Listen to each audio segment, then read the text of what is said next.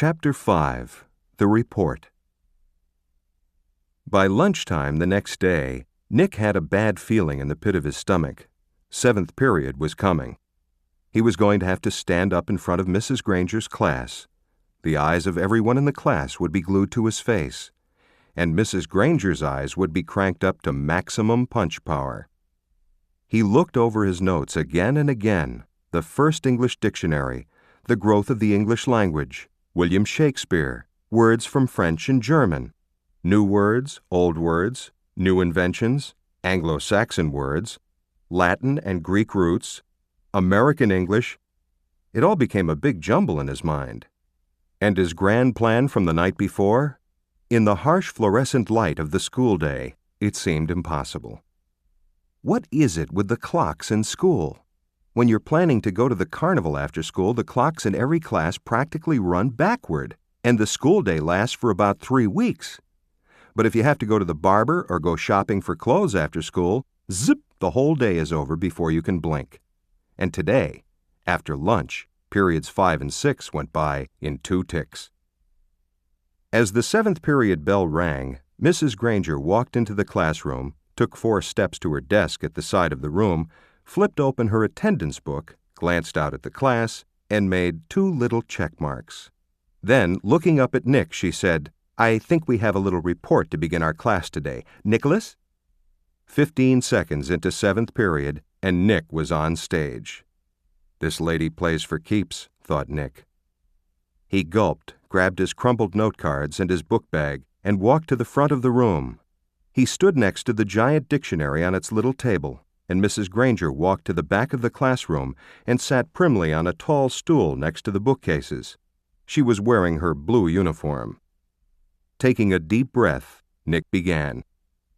"Well, the first thing I learned is that the First English Dictionary—" Mrs. Granger interrupted. "Excuse me, Nicholas, but does your report have a title?"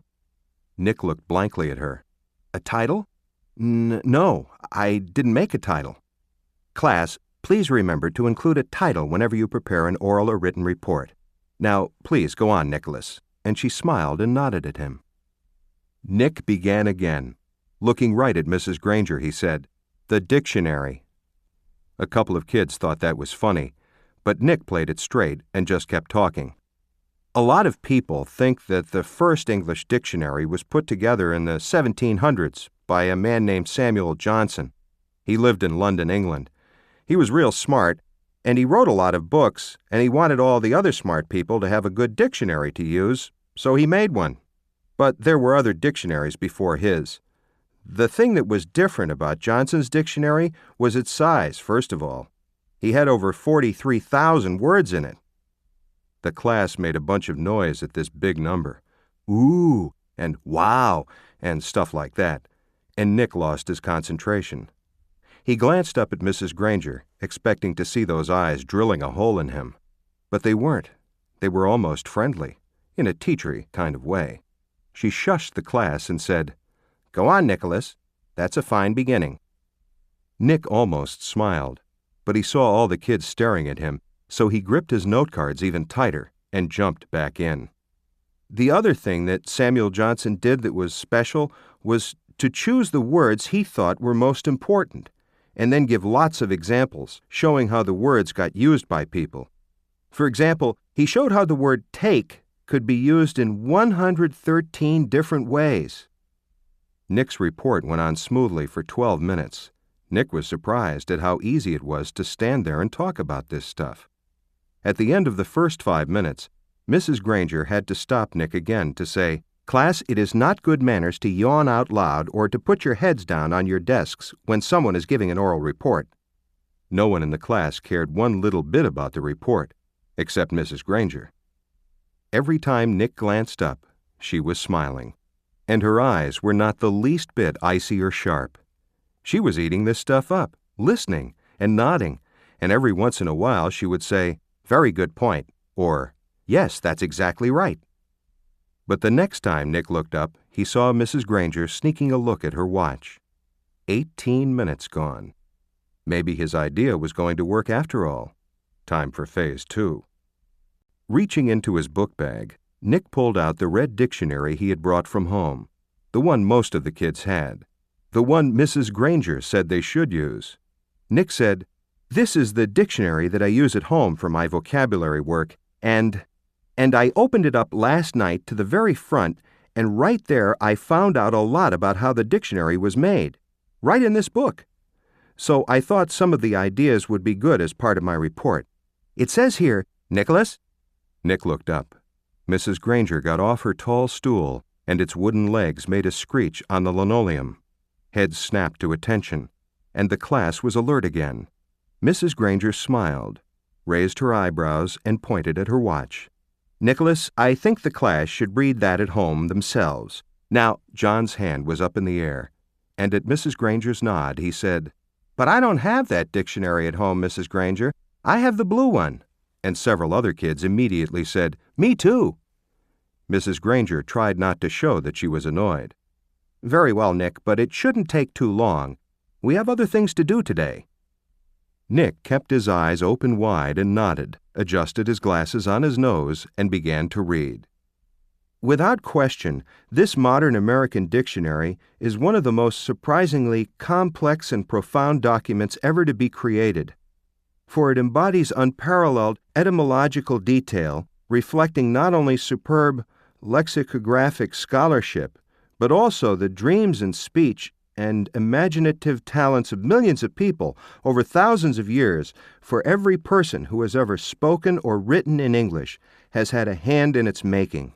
It was a long article, and the kids were bored to death, but no one looked bored at all. Every kid in the room knew now that the period was more than half over, and that Nick's report wasn't just a report. It was one of the greatest time wasters he had ever invented. Mrs. Granger knew it too. She had edged around from the back of the room to the side near the windows. Nick glanced up at her now and then as he read, and each time Mrs. Granger's eyes clicked up to a new power level. After 8 minutes of Nick's best nonstop reading, her eyes were practically burning holes in the chalkboard behind him. There were only 10 minutes left in 7th period. When he took a breath to start a new paragraph, Mrs. Granger cut him off. "That's a fine place to stop, Nicholas. Class, let's all give him a round of applause for his report." The applause didn't last long. As Nick took his book bag and notes and sat down, Mrs. Granger's eyes went back to almost normal, and she actually smiled at him. "Although your report was a little long," she paused to let that sink in, "it was quite a good one. And isn't it fascinating that English has more different words than any other language used anywhere in the world?" She pointed at her large dictionary. "That one book contains the definitions of more than 450,000 words. Now, wasn't I right, Nicholas? All this will mean so much more since you learned about it on your own." Mrs. Granger was beaming at him. Nick sank lower in his chair. This was worse than writing the report, worse than standing up to give it. He was being treated like the teacher's pet, and he had the feeling she was doing it on purpose. His reputation was in great danger. So he launched another question. He raised his hand, and he didn't even wait for Mrs. Granger to call on him. "Yeah, but, I still don't really get the idea of why words all mean different things. Like, who says that dog means the thing that goes woof and wags its tail? Who says so?" And Mrs. Granger took the bait. "Who says dog means dog? You do, Nicholas. You and me and everyone in this class, in this school, in this town, and this state and this country. We all agree. If we lived in France, we would all agree that the right word for that hairy, four-legged creature was a different word, chien. It sounds like chien, but it means what dog means to you and me. And in Germany, they say Hund, and so on, all around the globe. But if all of us in this room decided to call that creature something else, and if everyone else did too, then that's what it would be called, and one day it would be written in the dictionary that way. We decide what goes in that book." And she pointed at the giant dictionary, and again looked right at Nick, and she smiled again. Then Mrs. Granger went on.